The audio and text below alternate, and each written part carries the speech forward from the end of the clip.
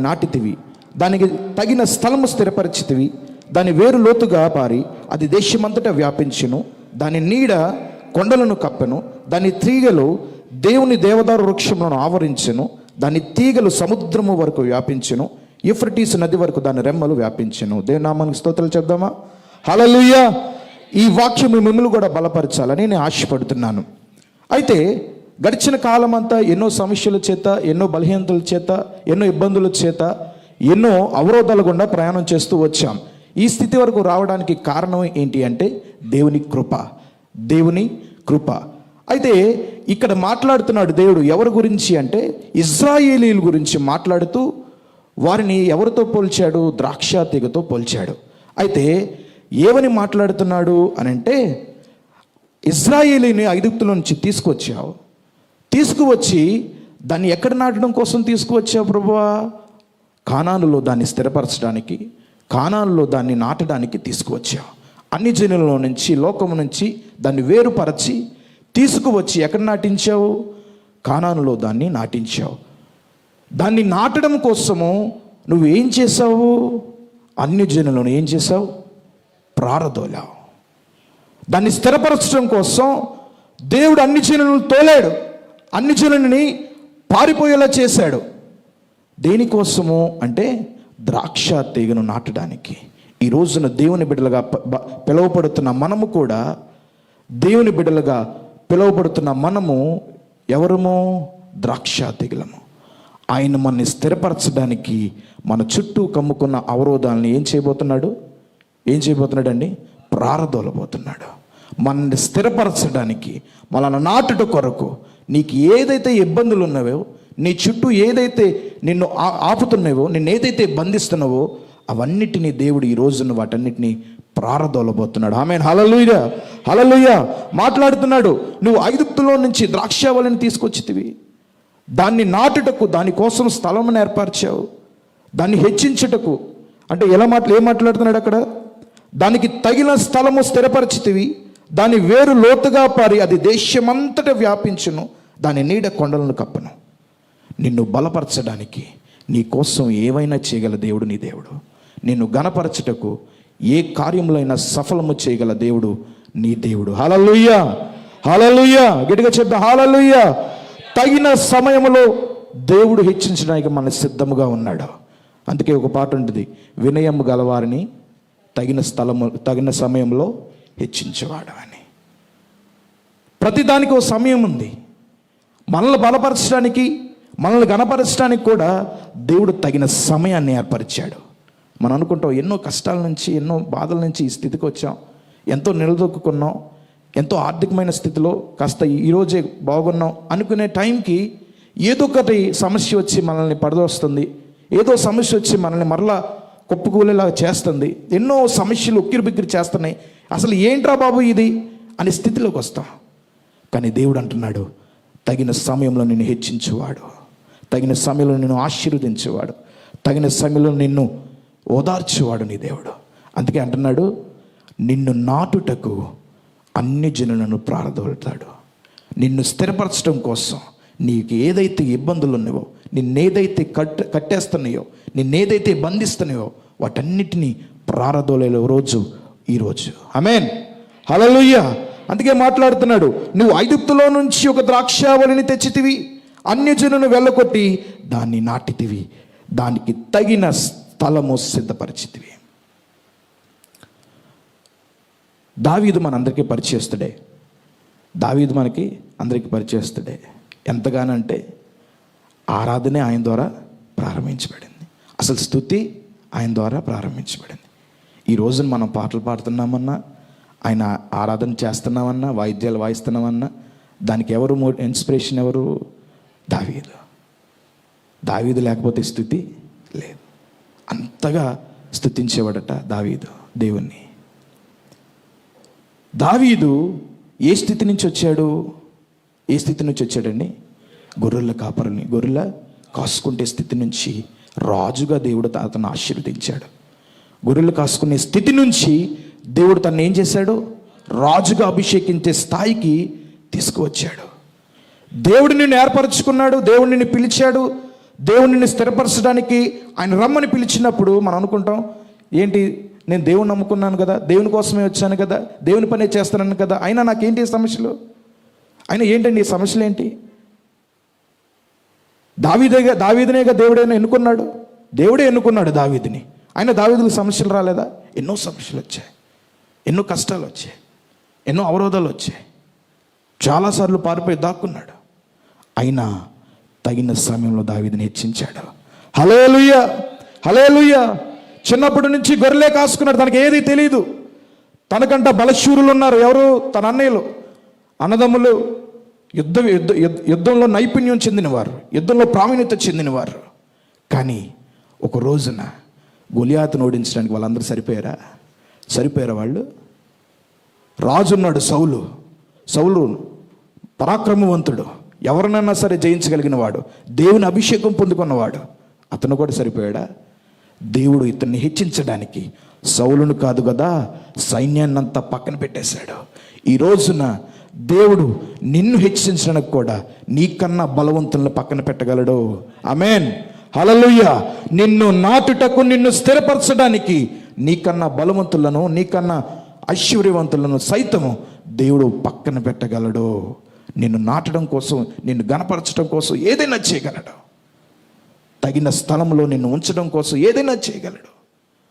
కొన్నిసార్లు అనుకుంటావు, ఎంత కష్టపడుతున్నా ఏమీ లాభం లేదు, ఎంత కష్టపడుతున్నావు, ఎంతో శ్రమిస్తున్నాం, కనీసం చిన్న పేరు కూడా రావట్లేదు, ప్రతిదీ అందరూ తిడుతున్నాయని అన్నారు నన్ను, ఎవరు చూసినా ఏదో మాట అంటున్నారు, ఎంత చేసినా ఎంత కష్టపడినా కనీసం ప్రమోషన్ కూడా రావట్లేదని చాలామంది అనుకుంటారు.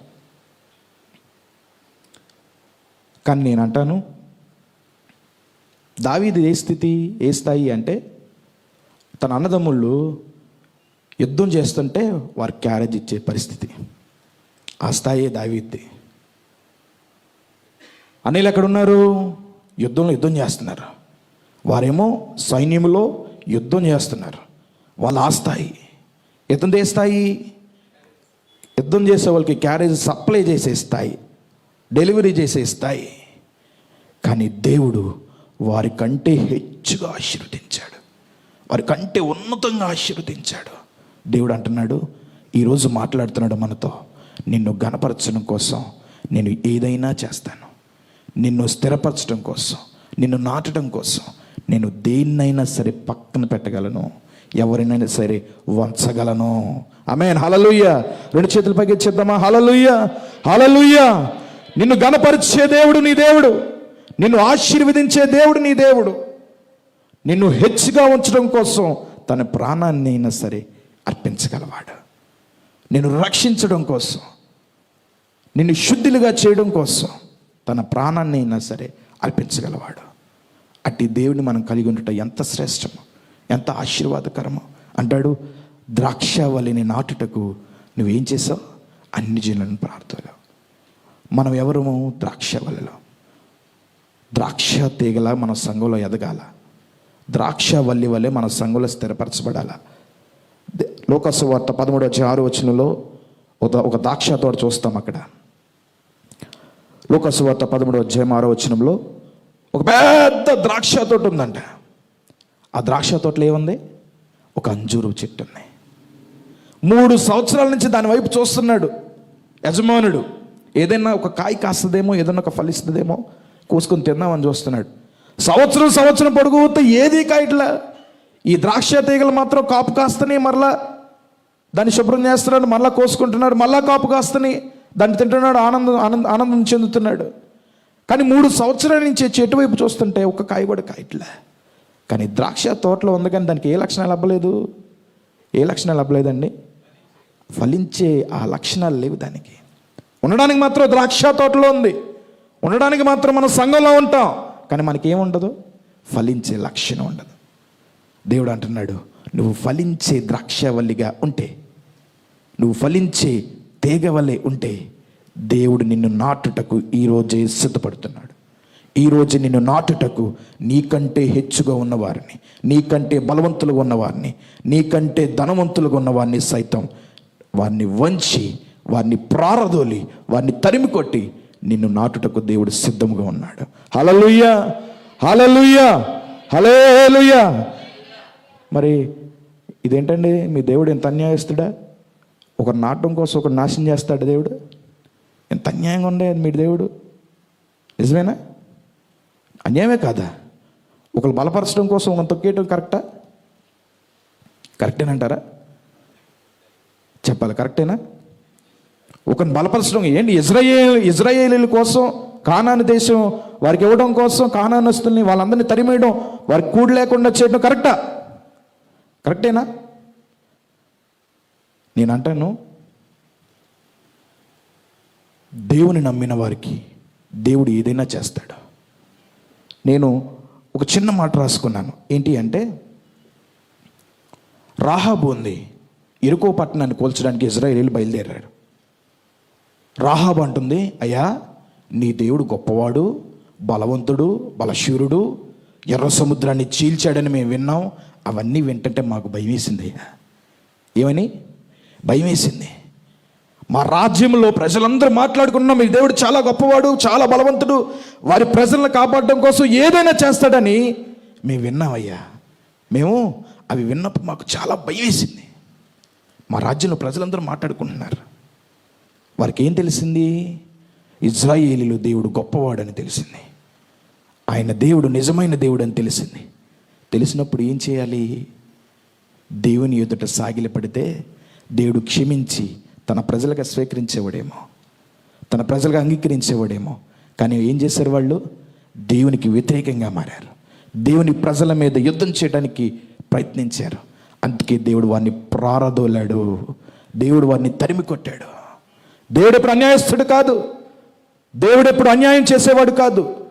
తన ప్రజలుగా పిలువబడుతున్న ప్రజల కోసం ఏదైనా చేయగల సమర్థుడు.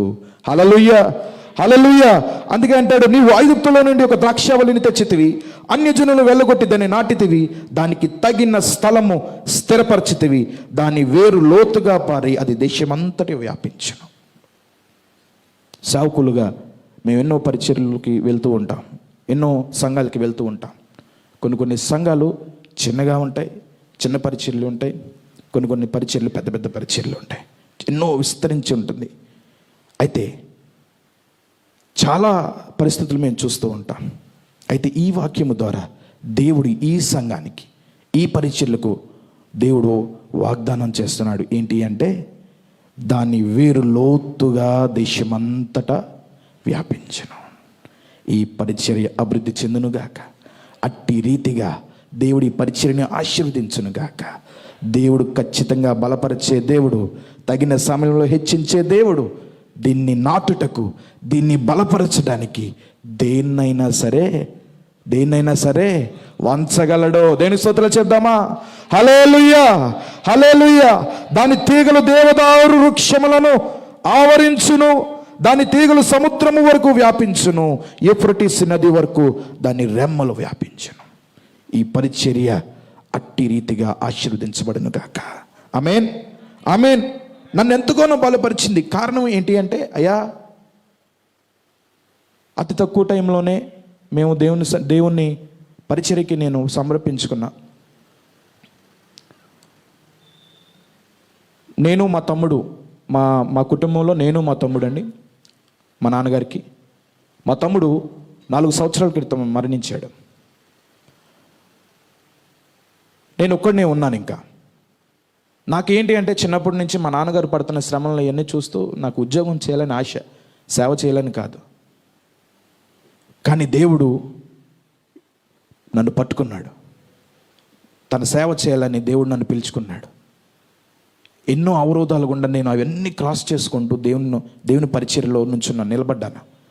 నేను నిలబడినప్పుడు ఒకటే ప్రశ్న నా మదిలో, నిన్ను కాదనుకున్న నన్ను నీ పరిచర్యకు పిలుచుకున్నావు. నా దగ్గర ఏమీ లేదు, నా దగ్గర బలం లేదు, బంధుమిత్రుల బలం లేదు, ధనం లేదు, ఏమీ లేదు. పరిచర్య చేయడానికి నన్ను పిలుచుకున్నావు.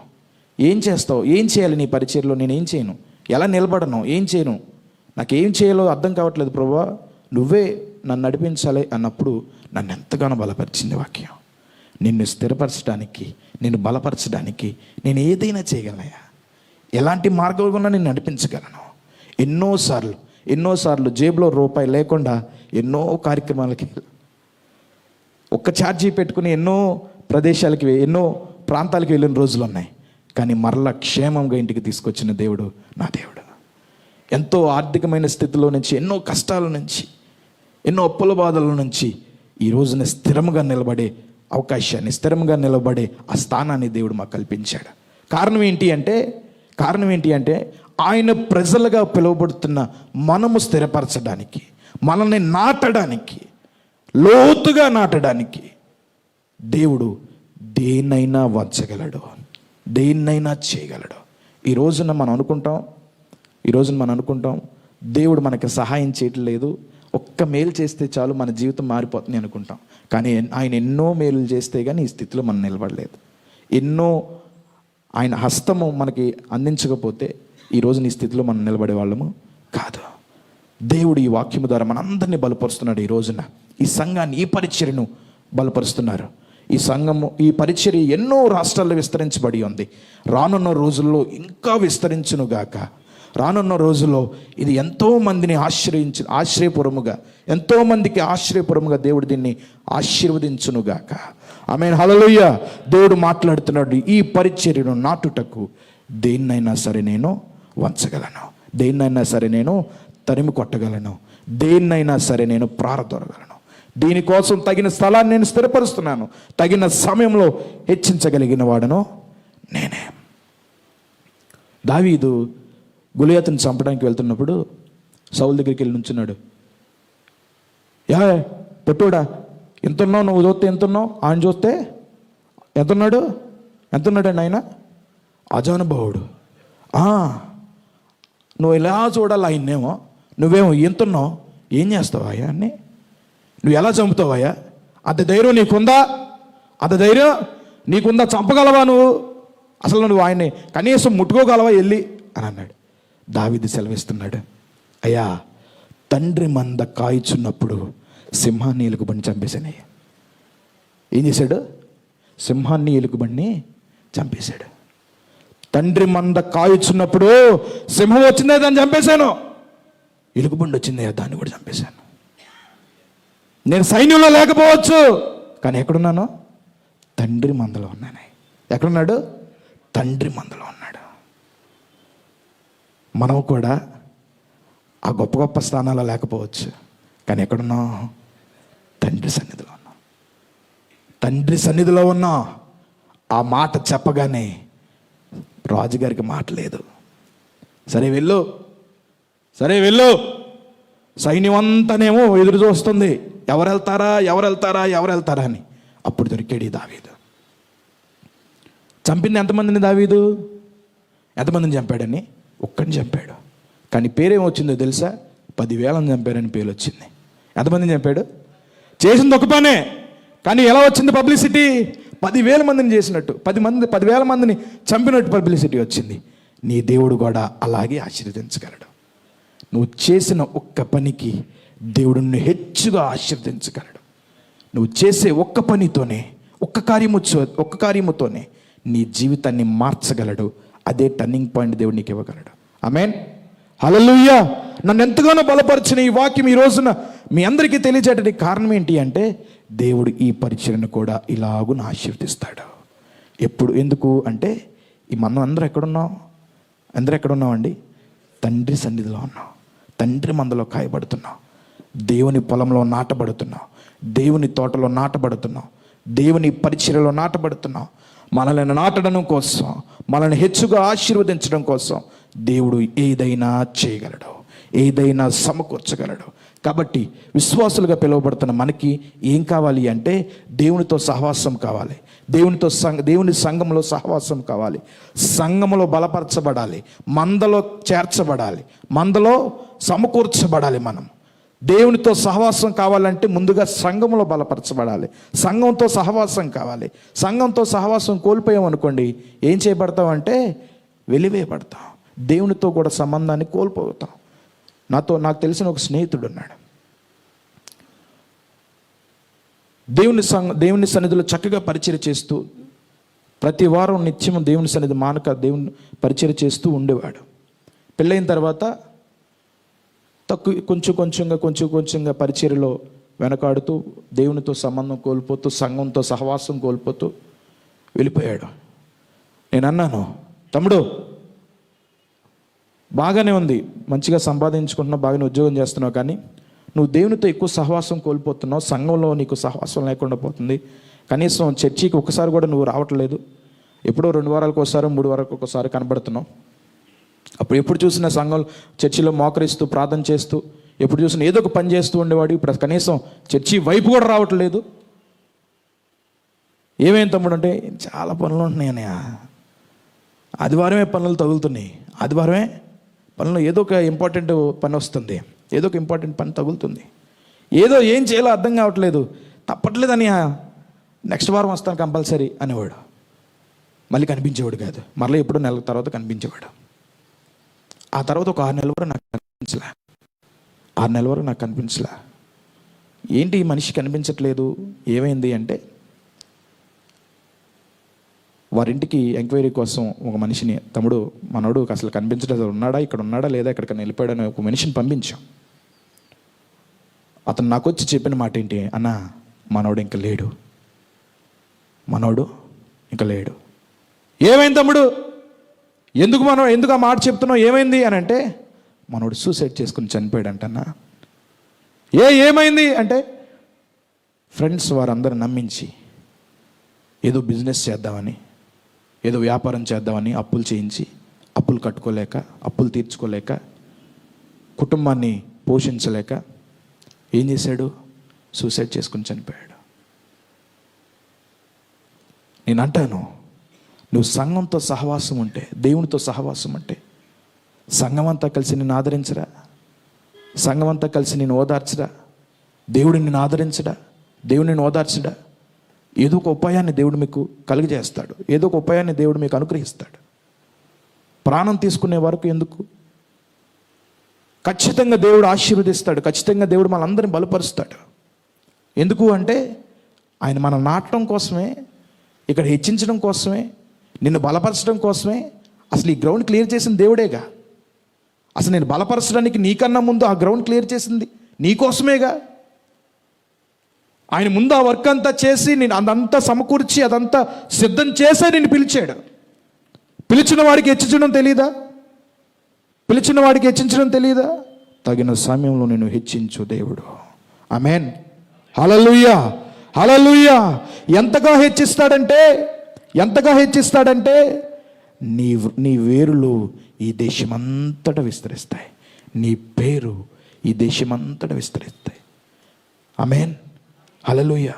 అట్టి రీతిగా మనం దేవుడు ఆశీర్వదించునుగాక, అట్టి రీతిగా దేవుడు మనం బలపరచునుగాక, అట్టి రీతిగా ఈ పరిచర్యను దేవుడు అభివృద్ధి చేయునుగాక. ఆమేన్. 2 చేతుల పైకి ఎత్తి చెప్దామా, హల్లెలూయా, హల్లెలూయా, హల్లెలూయా. ఎంత గొప్ప మాట అండి, ఎంత గొప్ప మాట. ఒక్కోసారి అనుకుంటాం మనకన్నా బలవంతులు ఉన్నారు, ఒక్కోసారి మనం అనుకుంటా ఉంటాం మనకన్నా చాలా బలవంతులు ఉన్నారు, చాలా పేరు కలిగిన వారు ఉన్నారు, చాలా తెలివైన వాళ్ళు ఉన్నారు, చాలా చదువుకున్న వాళ్ళు ఉన్నారు, చాలా టాలెంట్ వ్యక్తులు ఉన్నారు, చాలా టాలెంట్ పర్సన్స్ మన చుట్టూ ఉన్నారు. వాళ్ళందరి ముందు మనం ఎంత అనుకుంటాం. కానీ అంటున్నాడు దేవుడు, నిన్ను హెచ్చించడానికి వారినందరినీ తగ్గించగలడు, వారి క్రొమ్ములను అనగదొక్కగలడు, వారి కొమ్ములను సైతం విరగొట్టగలడు. ఏమీ లేని నిన్ను బలపరచడానికి అన్నీ ఉన్న వారిని కూడా దేవుడు తగ్గించగలడు. ఈ రోజున మిమ్మల్ని అందరినీ బలపరుస్తున్న దేవుని మాట ఏంటి అంటే, మనందరినీ నాటడం కోసం,